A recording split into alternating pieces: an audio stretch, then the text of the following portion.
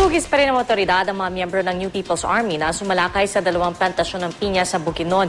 Sa ngayon, 6 na hininalang rebelde ang nasa kustodiya ng otoridad at 2 sa kanila sinampahan na ng reklamong murder at robbery. Balita hatid ni Mark Salazar. Pagkatapos ng pag-atake ng mga miyembro ng New People's Army sa dalawang plantasyon ng pinya rito sa Bukidnon nitong Martes, agad daw tinugis ng militar ang mga rebendeng kasapi. Sa operasyong ito, 6 daw ang kanilang naaresto, kabilang ang mga driver ng mga nirentahang sasakyan ng mga rebelde. Hindi pa sila pinapangalanan pero 2 sa kanila ang sinampahan na ng reklamong murder at robbery, habang isinasailalim naman sa interogasyon ng 4 na iba pa.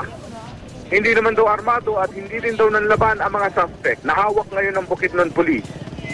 Puspusan pa rin daw ngayon ang paggalugad ng militar sa kagubatan ng Barangay Dahilayan kung saan tumakbo ang mga rebelde. Partikular na hinahanap ang 4 na commander na tukoy na raw ng militar na siyang namuno sa pag-atake. Tuloy-tuloy to, hindi lang yung army yung kasama natin dito, pati yung mga police, pati yung mga civilians na concerned. So most likely dadami na yung makukuha natin at we can bring them to the bar of justice. Susi umano sa pursuit operation at pagtukoy sa pagkakakilanlan ng mga rebelde ang 2 binihag ng NPA nung papatakas sila. Kailangan nila ang makapansamang kitang lad.